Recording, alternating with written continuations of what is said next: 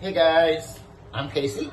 And I'm Mark. As you can see, we are back together and I am in the Philippines and have been for a little bit. Anyways, Mark had a first, and honestly it was a first for me too, in a different kind of way. But anyways, stick around and we'll get into that. I will be your honeycomb now to forever. I know this love was meant to be. Video chats every day would pave the way for us. Oh my baby boy, I love you so much. Ooh, I love you so much. So I flew into Manila on a Tuesday, right? And we stayed a couple days in Manila to do a few things so that we wouldn't have to like rush for once, because it seems like we're always like rushed to go here and rushed to go there. So Mark here has never been to a club. I'm so boring. Or a bar, and he had never seen a drag show. Wait, what am I looking at right now? And as you guys know, I am quite a bit older than him, and I haven't been to a bar for a long time, but used to even work in one back when I was younger, so it's not new to me. But I will say the club in Manila was very new to me. What was it called? Rapture Cafe Bar. Rapture. That's the one we chose to go to, anyways.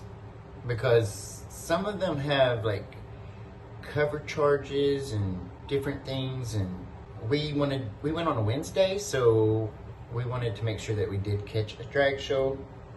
But for me, the main first thing I noticed that was different was, but it is the Philippines, so it didn't surprise me. It was just different than anything I had experienced. Was like the first few hours was basically just karaoke.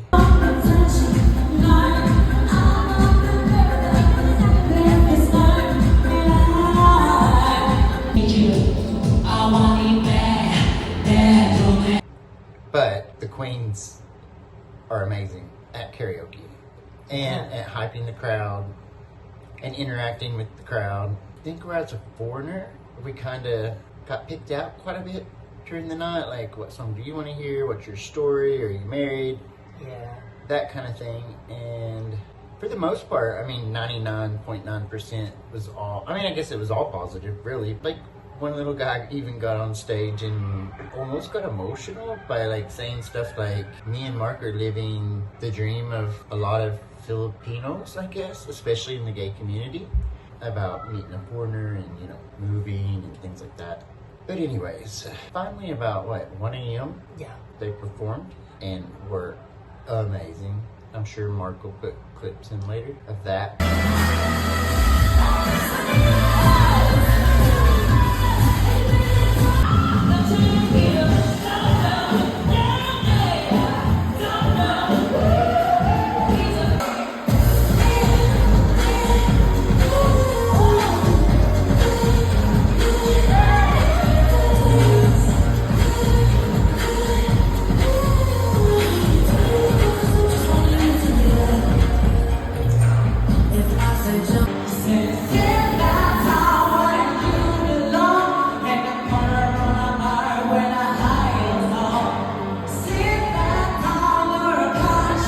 Left at 3 because we're old, but you know, it was a really good experience. And actually, like, I'm kind of upset because when I fly back home, we'll be in Manila on like Sunday and Monday, and they're not open those days, because I was actually interested in going back because we really did have a good time. But what else did we do in Manila? What did you think about that? It was great. I love the girls. It's my first time to a bar. It's my first time to see a drag queen. And they were so nice, and yeah, it's a great experience. I really love that they are so sweet and very caring about us, and we are friends to the other girls. She's my favorite, Lady X. I know she said she's going to watch. Hello, Lady X. Oh yeah, shout out. She might watch this, I guess. She did subscribe, so we'll see.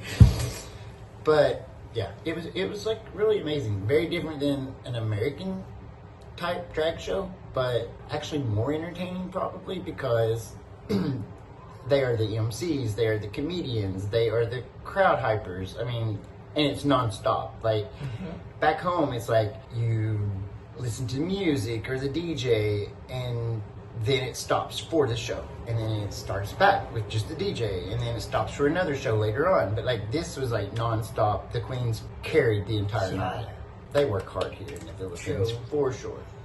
Sugar, she's the one who sung all night, and she have a really, really great voice. Amazing and, voice. Yeah, she's so sweet too. And I followed her. And she's funny. Like, of course they're funny. And you know, like different people got up on stage and done karaoke too.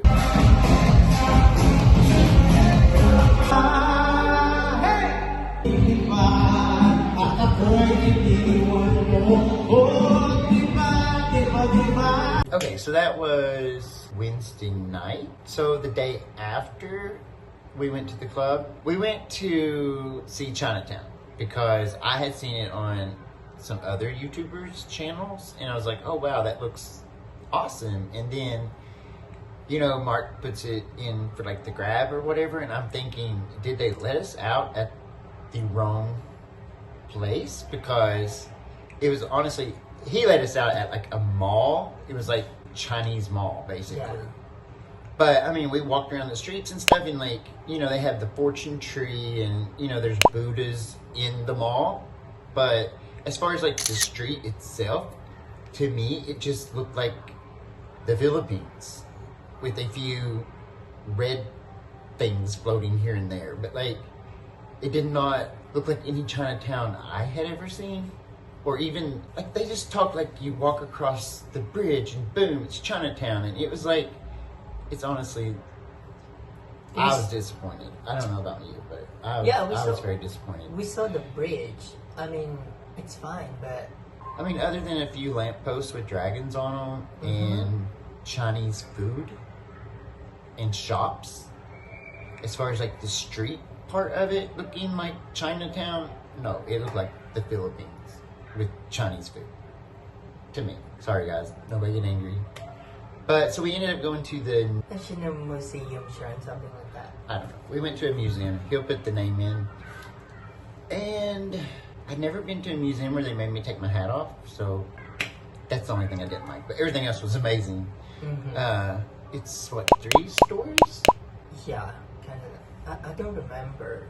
I think it's three But floors. it's big, yeah. It's huge, very old. Mark says they're creepy because they're full of dead things, dead people. Because, you know, it's a museum, duh. Most of the things in there is history. So while we were in there, there was like a typhoon come through, or like a really, really heavy storm. So I was kind of glad that we switched and went there, and it was like a last minute thing. You see, I guess that's all we did before we headed to your hometown. Yeah. Oh, and I just want to say this one little thing. We stayed at Breeze Hotel. Breeze Kind of like Hotel. Breeze something. And it Breeze was- Residence. Yeah. It's like a Airbnb type thing in a hotel that like somebody owns. And we were on the 35th floor and everything, and the room was okay. Definitely make it look bigger online than it was in person. But it must be like a Chinese owned hotel, because the one we're in now is also Chinese owned. I don't know, but there's a lot of Chinese. Yeah, but it kind of made me feel good because Mark said, I think I understand now how you feel not understanding what people are saying around you. Because, you know, obviously when I'm out on the streets, most people do speak to me in English, but they still talk to each other in Tagalog. And even when I'm with his family, they try to talk English, but they talk a lot of Tagalog and stuff. And I pick up words and can like guess a lot of the conversations. But it's nice having somebody else feel how I feel, because like he'll be in the elevator to go down to get our food or something, and it'll be full of like Chinese people, and they're just talking, and he has no idea what they're saying, and it makes him a little uncomfortable sometimes. So other than that, but This time in Manila, nobody tried to scam us or anything like that. But I mean, I think I've gotten good at saying no. And, of course we use Grab everywhere we go, and the price is already in the ride. Yeah, so nothing negative to say about Manila this trip. There is What? the hotel. So small? I said that they made it look much bigger in pictures. Okay. Much bigger. Like the bed, you had to sleep sideways in the bed, not the way they made it look in pictures. Like it was they made it look like a king size bed, and it was barely like what we call in America a twin size bed. Like it was small, very small. It much smaller than this little bed that we're sitting on now, which is like a Philippine full, I guess. Yeah, and even the restroom, it's so small. Oh yeah, like when I was talking to my mom on FaceTime, I said it reminds me of my dad's RV camper that he used to have, because like the toilet and shower and everything was like in one little square basically, and that's kind of how that bathroom felt. So yeah, 9 out of 10 don't recommend that place, but It's nice, but I mean, I totally understand that. I mean, this we place didn't check very carefully of the place, but it looks really great in the picture. But what I don't understand is the owner. She is so rude, because I talked to her on the phone. She was so rude. Yeah, she was kind of rude. She didn't talk to me at all, even though it was like in my name and stuff. Like she wouldn't Yeah. even answer my messages, and he had to repeatedly message and call because the number that she had gave the booking app wasn't even valid. And I had made sure, because I landed early in the morning, so he had to go from Bulacan to Manila the night before to stay in the hotel, which I had booked. It was paid for, everything. She knew I was a guest and he was a guest, but he literally had to wait in the lobby and everything for her to even send the door code. Like, I don't appreciate that. That's not how you do business. That's not how you get good stars, that kind of stuff. So Yeah, and I can go in the room, but I didn't have the door passcode, and what she put on the letter, it says that 6 up to 10. 6 up to 9 that they were going to stay. And it's wrong. It should be 7 to 10.